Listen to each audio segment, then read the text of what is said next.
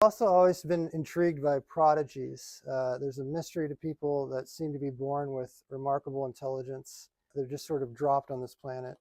And most interestingly to me is what they did with the rest of their lives if they were gifted with such superior intellect.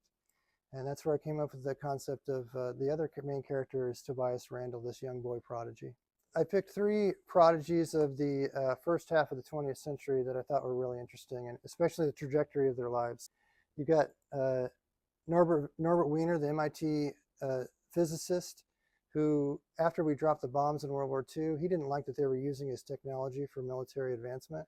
He became a pacifist, and for the rest of his life spoke and wrote books about the danger of technology, humans using technology for harm.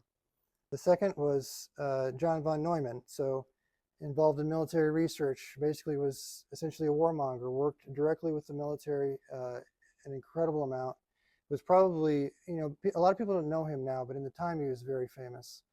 He had an office next to Einstein's and would play tricks on Einstein and things like that. One time he put him on the train going the wrong direction, but a lot of people would say he had the most superior intellect of anyone that they've ever known.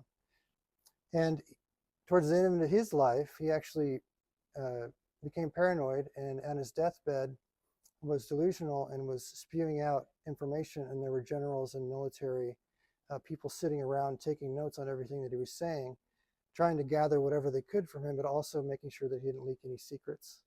And that's sort of how his life ended. And then we have William James Sidus, who might have been the greatest genius of all, who was at one point the most famous teenager in the country, and was in newspapers, and they were following him because of his genius. So his parents, his mother was a doctor, and his father was a psychiatrist. What's his name? Sidus. Anyway, he was famous in the time. He was a contemporary and considered on equal with Sigmund Freud at the time. But what they did was essentially from birth, they tried to create a genius. And so they raised him from birth to have superior intellectual capabilities and pushed him. And by the time he was 10, he was lecturing at Harvard. He was the youngest person ever entered into Harvard.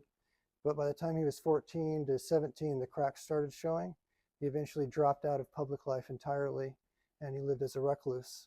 He would take menial jobs, and as soon as they would discover who he was or that he could do things, he would leave the job and do something else.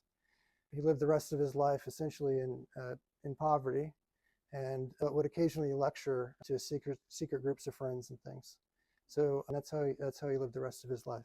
So I just thought those three characters were interesting study for for my character of Tobias to sort of learn from, and he meets them in the book.